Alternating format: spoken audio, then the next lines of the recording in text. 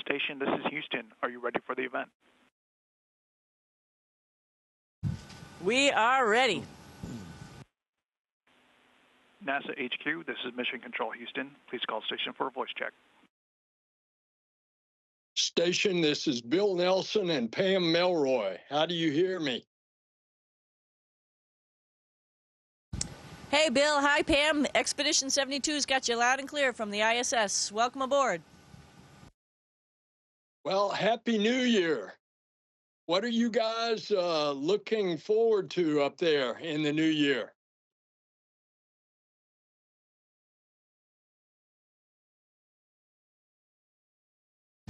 Well, there's a lot to look forward to, and I think we could each add to the list. But the nearest thing that we're looking forward to is doing a couple spacewalks over the next couple weeks, and it's a single thing to focus on, and we all come together as a team and pull off something that's really hard to do. And that's with the team down on the ground, because there's hundreds of people down there that are making all of it happen.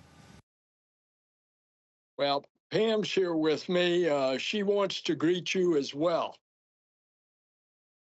What a joy it is to see you guys, Butch, Sonny, Don, and Nick, all back in one of the most fabulous places in the entire universe, our gorgeous International Space Station. So Happy New Year, and I'm excited about your spacewalk too. That's you and Sonny, right? Is that right, Nick? Yeah, that's the first one, and hopefully all goes well with some radiator refills. That's sort of going to dictate our future. And if that all goes well, the team has a lot to do on the ground there. Then Nick and I will do the first one next week, and then Butch and I will do the one on the following week. Hey, guys, are you going to be pulling any other special videos such as you did for the Olympics, where you all had your own Olympics on the International Station?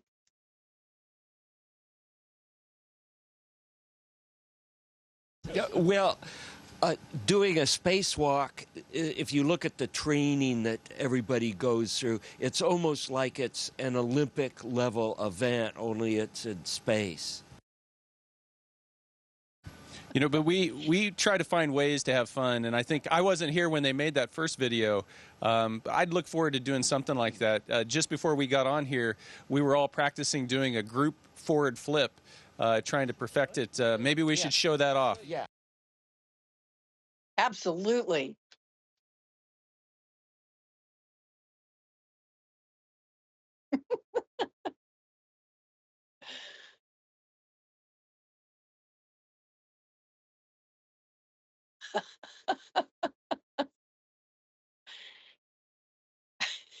So we've got some work to go. We'll practice some more, and when we're ready, we'll make sure we record it.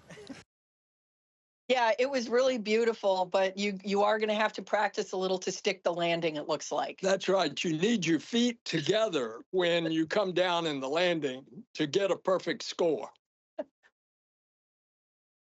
Yeah, we agree. And we're going to work hard. Good. Hey, Don, it's really great to see you in space again. How's your photography going? Photography's going well. We have a new generation of cameras on station, Pam, and it's really amazing what these cameras can record. We've got some special lenses, particularly optimized for nighttime imagery, and I really appreciate the folks at JSC and the folks at Huntsville that make sure we have all this equipment on orbit that allows us to collect the imagery that is so publicly available and tells the story of what it's like to be in space. Hey, Butch and Sonny. And I'm just going to say, you know, these guys are being I'm just going to add one thing. These guys are being really humble. You know, Don has taken some incredible photographs. Butch has done some incredible time lapses, and as well as, you know, Matt Dominic beforehand.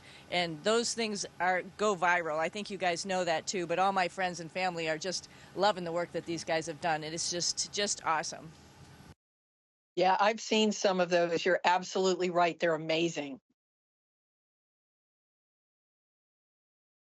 I want to ask Butch and Sonny if you will put to rest what reporters still keep asking me about how you're stranded, that they're concerned that you don't have any clothes, that you don't have any food.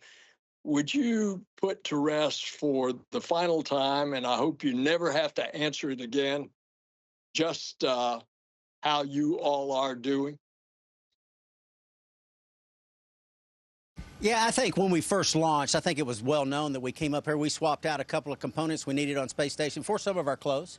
So we wore some clothes for a while, but that doesn't bother us because, you know, clothes fit loosely up here. It's not like on Earth where you sweat and it gets bad. I mean, they fit loosely, so you can wear things, honestly, for weeks at a time, and it doesn't bother you at all. So we never had any issue with wearing clothes for an extended amount of time. Now we have plenty of clothes. We are well fed. I've never seen anyone ever eat as much as Don Pettit can eat. It is amazing to watch this man eat, as skinny as he is. So that's just been a joy within itself. Every mealtime. Actually, I get up at morning. I get up early. Don gets up early. We get up like 4, and he's already in there eating before I even get up. I mean, it's just amazing. Amazing. So what you're telling us is you're not channeling Castaway, and you don't have a volleyball with a handprint on it that you call Wilson. No, we've got a whole team up here, so we're not worried about that. And there's a lot to do as well with the team on the ground. You know, we have, you know, we had tons of science experiments with SpaceX 31. We got spacewalks coming up. It was really busy when we were, you know, waiting for Nick to get up here, and it's just been a joy to be working up here, particularly with our counterparts on the other end of the space station. It's just a great team, and no, it doesn't feel like we're Castaway. Yeah, eventually we want to go home because you know, we left our families a little while ago, but we have a lot to do while we're up here. We've got to get all that stuff done before we go home. Hey, Nick, it took you a couple of times on Soyuz to get to the station. Now you're back on the station. What's it like? Yeah, you know, I may not be the quickest study, but I eventually get it right. And it coming through the hatch this time was like it was like I hadn't left. You know, I spent a little over 200 days the first time up here, and coming back through, it was like it was day 201. The body just is so miraculous in how it adapts, and it has a memory, and it just kind of snaps back. And so within a couple days, it felt like it was just business as usual. Life on the station really hasn't changed much. The feel of life on station hasn't changed. A lot of the experiments have changed, and that's been impressive to see this time around, because the science continues to get more and more complex and more consequential, and the things that we're trying to answer are more and more important for all of humanity, and that's fun to see that evolution. So, Nick, what's your favorite experiment? Maybe that's for the whole crew. The experiment that I've spent a lot of time on, a little over 60 days, I've been growing algae, and it's been fun because for a couple reasons. One, it's really important. We're trying to figure out how do we create life support systems that are sustainable beyond Earth orbit, that we don't have to continually resupply because they're not closed-loop systems. And so algae is a potential source for that, so that they can consume our carbon dioxide and produce oxygen for us. And oh, by the way, if we produce a little bit more, we can also consume it as food. And so it's a really neat idea there's a lot of research going into it. But it's also been fun because as part of this experiment, every couple weeks I get into new equipment, and there's notes from the research team in there. They didn't know who was going to be working on it, but they passed up notes, and those have been so special to kind of unopen as I go along, and it makes you feel connected to just the teams of people on the ground that have been doing this research for years and years, and you get to be part of that, even if it's only for a couple weeks up here. It's really special. From the early days of the space shuttle program, we were working on experiments like the protein crystal growth. Is any of that going on? How about other medical experiments that might be going on? There have been protein crystal growth experiments that JAXA have been doing right behind us in these containers that are called Frosty, and they can also be used as an incubator at elevated temperatures, and that's what they've been doing with the protein crystal growth.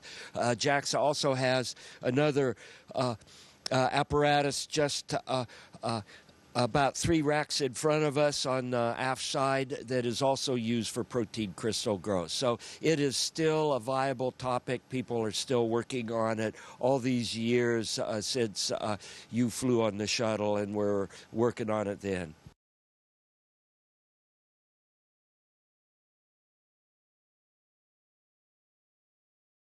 Well, that's fantastic. In fact, I think, haven't we learned that some of the protein crystal growth experiments have resulted in medical treatments here on Earth, which is just amazing to think about the basic research that you do that is going on to benefit life on Earth.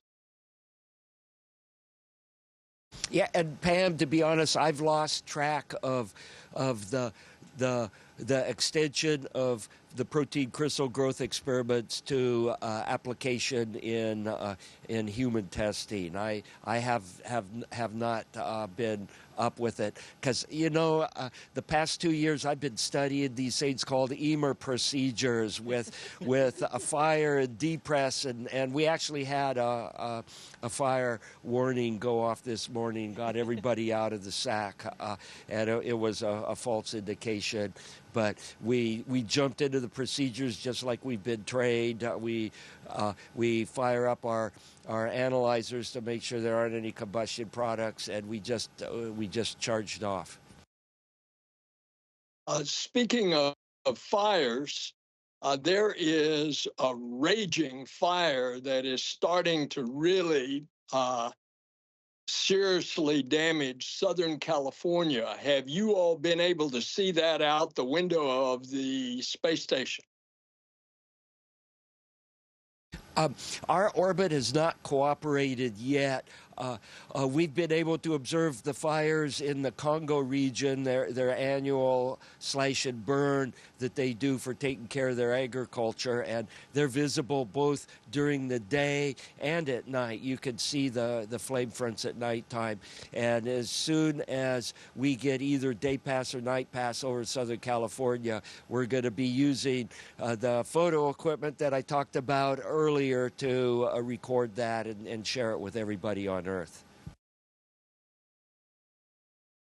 We really appreciate that, Don. I think being able to see wildfires from space is just one way that NASA, both from the space station but also from our other Earth-observing satellites, is trying to help in this terrible wildfire situation. So just keep everybody there in your thoughts and prayers. And we're kind of worried about the Jet Propulsion Lab and our staff there. So I know that they would appreciate your thoughts.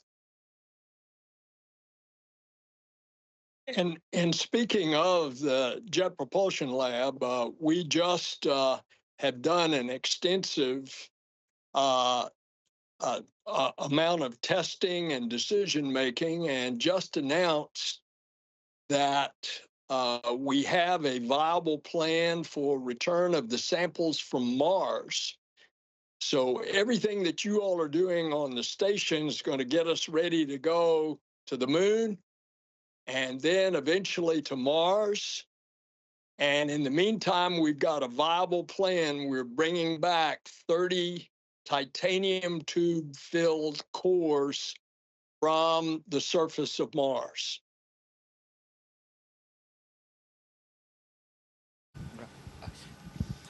Is there any thought about bringing them to space station first before we bring them to Mother Earth and do the initial stage of analysis on space station? Our preference is that we are going direct back to Earth, and it would be a landing like the Bennu asteroid sample. It would land with parachutes in the Utah desert. That's the preferred return on the European return vehicle. Yeah, and I think it's going to take a little while, Don. So, but Bill is absolutely right that what you are doing right now is helping us get not just to the moon, but onto Mars. If I squint just a little bit, I could imagine that you're on a Mars transport vehicle in microgravity on the way as the first crew to land on Mars. So it's nice to see you there. It's a special and amazing place, but what you're doing is actually pushing humanity out into the solar system. So thank you for that. And Pam, we're ready to go on that mission.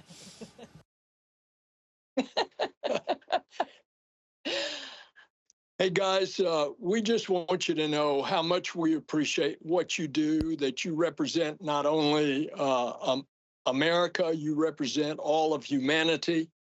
If ever there has been an example of international cooperation, you all are setting the gold standard because of how you get along with everybody on the International Space Station. You are, in fact, a model of what we can do as Earthlings if we put our minds to it. So thank you, God bless you, and Happy New Year. Well, thank you very much, Bill and Pam. Thanks so much for taking the time. You know, we're just part of a big team that's getting this all done. So honored to be part of it, honored to be living here on the International Space Station. And when we get home, we'll have lots of stories to tell, and we'll see you all there. Can't wait to see you. Station, this is Houston ACR. Thank you. That concludes the event. Thank you to all participants. Station, we're now resuming operational audio communications.